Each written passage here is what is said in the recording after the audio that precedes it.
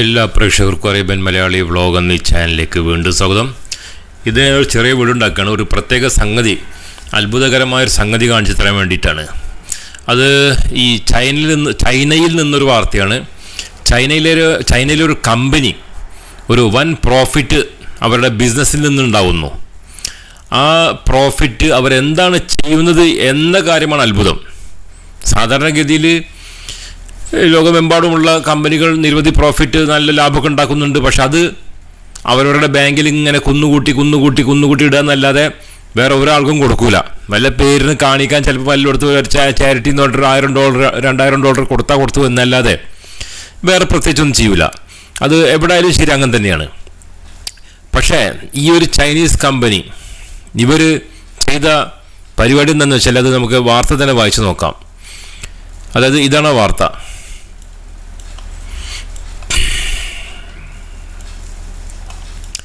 ഇതിൽ പറയുന്നത്, A Chinese CEO reportedly placed $180 million, about $26 million in cash across 800 tables and invited his 7,000 employees to take what they could. അതായത് ഈ ഒരു കമ്പനിയുടെ Chinese CEO, Chinese കമ്പനിയുടെ ഒരു ഉടമ, മൂപ്പർക്ക് നല്ല ലാഭം കിട്ടി. മൂപ്പര ബിസിനസ്സിൽ നിന്ന് നല്ല ലാഭം കിട്ടി. അപ്പോൾ ആ ലാഭത്തിൻ്റെ ഒരു വിഹിതം മൂപ്പര് ജോലിക്കാർക്ക് കൊടുക്കുകയാണ്. എങ്ങനെയാണ് കൊടുത്തത്?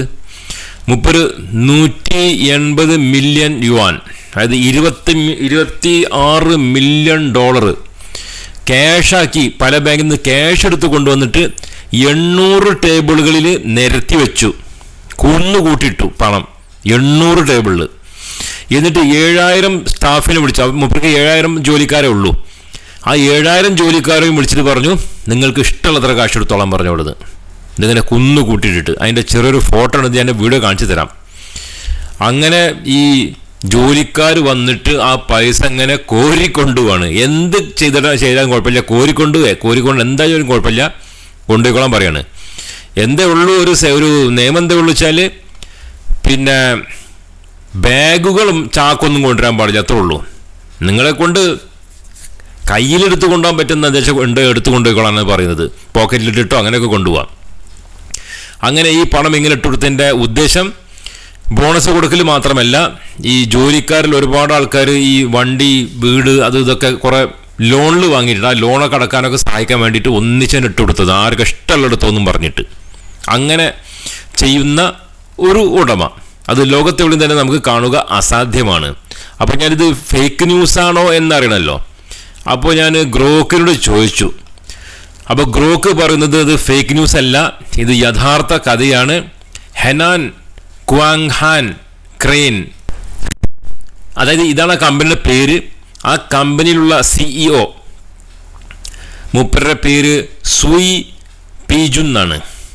മൂപ്പര് $180 million, അതായത് $26 million വർഷത്തെ ലാഭത്തിൽ നിന്ന് ബോണസായിട്ട് കൊടുത്തിരിക്കുകയാണ്. ഏതാണ്ട് $270 million ലാഭം കിട്ടിയത്. അതിൽ നിന്ന് $180 million കൊടുക്കുകയാണ്. എന്നുവെച്ചാൽ $90 million മാത്രമാണ് മൂപ്പരെടുക്കുന്നത്. ബാക്കിയൊക്കെ ജോലിക്കാർക്ക് വീതിച്ചു കൊടുക്കല്ല, ടേബിൾ വെട്ടിരിക്കുകയാണ്, വേണ്ട കൊണ്ടുപോയിക്കൊന്നും പറഞ്ഞിട്ട്. 2025 പ്രോഫിറ്റ് 2026 ഈ കഴിഞ്ഞ ഫെബ്രുവരി മാസം 13 ഒരു വലിയ ഉത്സവം പോലെ നടത്തിയിട്ടാണ് ഇത് കൊടുത്തത് എന്നാണ് ഇവിടെ പറയുന്നത്. അങ്ങനെ 1-2 ഘട്ടമായിട്ടാണ് ഇട്ടത്. കാരണം ഇത്രയും ഒരു അല്ലാന്നുണ്ടെങ്കിൽ ഒരുപാട് പൈസ ആവുമല്ലോ. അപ്പോൾ $60 million ഇപ്പം നിങ്ങൾ ഈ കാണുന്ന ഫോട്ടോയിൽ കണ്ടത്. അതിൻ്റെ വീഡിയോ ഞാൻ കാണിച്ചു തരുന്നതായിരിക്കും. അപ്പോൾ അത് കുന്നുകൂട്ടിയിട്ടിരിക്കുകയാണ്. അപ്പോൾ അങ്ങനത്തെ ഒരു അതിഭയങ്കരമായിട്ടുള്ള ഒരു സംഭവം എന്ന് തന്നെ പറയാം. ഇനി അതിൻ്റെ വീഡിയോ കൂടി നിങ്ങളൊന്ന് കാണുക. അതായത് കാണല്ലേ എങ്ങനെ കുന്നുകൂട്ടിയിട്ട് എന്തെങ്കിലും ആൾക്കാർ കാണില്ല, എങ്ങനെ വാരിക്കോരി, അത് എത്ര ചിട്ടാ വാരിക്കോരി കെട്ടായിട്ട് കൊണ്ടുപോയിട്ട് വെതറുകയാണ് ചെയ്യുന്നത്. കെട്ടായിട്ട് വെക്കൂല, കെട്ടായിട്ട് വെച്ചാൽ സുഖമായിട്ട് എടുത്തുകൊണ്ട് പോകില്ലേ ആൾക്കാർ, അങ്ങനെ സ്റ്റിക്കർ കൊണ്ടുപോകണമല്ലേ. അപ്പോൾ വെതറുകയാണ് അവിടെ കൊണ്ടുപോയിട്ട്. എന്നിട്ട് അത് വാരിക്കോരി എടുക്കുകയാണ്. കണ്ടല്ലേ എത്ര പൈസയാണ് നോക്കണം. അപ്പോൾ നമ്മൾ എന്നിട്ട് പറയാം, കേരളത്തിലുള്ള വ്യവസായികളാണ് ഏറ്റവും നല്ലത്, അവിടെയുള്ള നല്ലത്, ഇവിടെ നല്ലത് എന്നൊക്കെ പറയും. കണ്ടേ വാരിക്കോരി കൊണ്ടുപോകണല്ലേ. അതാണ് ടേബിള്. ഒരു ഒരു ഒരു ഉത്സവം പോലെ ഒരു ഓഡിറ്റോറിയം തന്നെ അതിനായിട്ട് തയ്യാറാക്കിയിട്ട് ചെയ്ത പരിപാടിയാണ്. വരുന്നോടത്ത് കൊണ്ട് ഇങ്ങനത്തെ ഒക്കെ ഉടമ ഉണ്ടായാൽ നമ്മൾ രക്ഷപ്പെട്ട് നമുക്ക് തന്നെ ഒരു ഉടമയാവുക. എന്താ അവസ്ഥ ഒന്ന് ചിന്തിച്ചു നോക്കണം. അതേസമയം നമ്മൾ പറയാം കേരളത്തിലുള്ള പിന്നെ വ്യവസായികൾ, അവിടെയുള്ള വ്യവസായികൾ, ഇവിടെയുള്ള വ്യവസായികളൊക്കെ എത്ര നല്ലവരാണ് അവർ. പിന്നെ ഒരാൾക്ക് അസുഖം പിടിച്ചപ്പോൾ പിന്നെ 50,000 രൂപ കൊടുത്തു, 20,000 രൂപ കൊടുത്തു എന്നൊക്കെ പറയും. അതൊക്കെയാണ് വലിയ കാര്യം നമുക്ക്. അല്ലെങ്കിൽ 1,00,000 രൂപ കൊടുത്തു.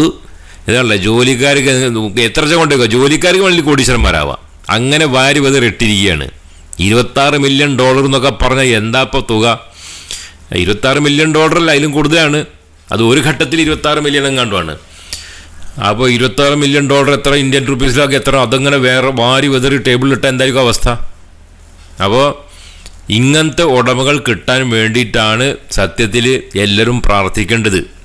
അല്ലെങ്കിൽ ഇതുപോലത്തെ ഉടമകളായി മാറാൻ വേണ്ടി പ്രാർത്ഥിക്കണം. അതിനുള്ള പിന്നെ ശ്രമങ്ങൾ നടത്തി ആ ഒരു ലക്ഷ്യത്തിലേക്ക് എത്തണം. എന്തായാലും എനിക്ക് ഈ ഒരു വാർത്ത വളരെ അത്ഭുതമായി തോന്നി. അതുകൊണ്ട് ഞാൻ നിങ്ങളുമായി ഷെയർ ചെയ്തതാണ്. നിങ്ങൾക്ക് ഈ വാർത്ത കണ്ടിട്ട് എന്ത് തോന്നി എന്നുള്ളത് നിങ്ങളുടെ അഭിപ്രായങ്ങൾ നിങ്ങൾ കമൻറ്റ് ബോക്സിൽ ഇട്ട് അറിയിക്കുക.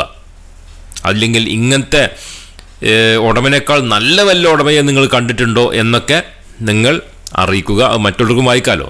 ഇത്രയും പറഞ്ഞുകൊണ്ട് വീഡിയോ അവസാനിപ്പിക്കുകയാണ്. അടുത്ത വീഡിയോയിൽ കാണാം. Bye bye.